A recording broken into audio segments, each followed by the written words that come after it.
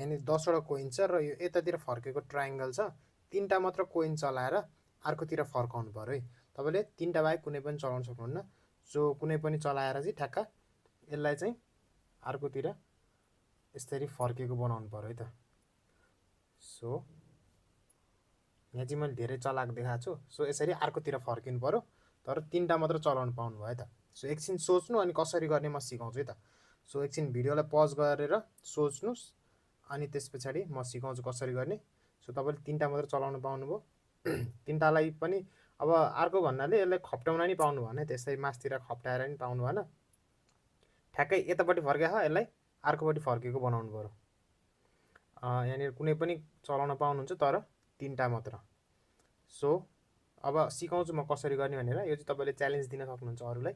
यसको लागि सिम्पल छ, जुन टपको छ यसलाई ल्याएर ठ्याक्क अपोजिट साइडको यहाँनिर राख्ने र यो दुईटा यो यहाँनिरको जुन छ दुईटा यसलाई लगेर यो साइड लगेपछि ठ्याक्क अर्कोतिर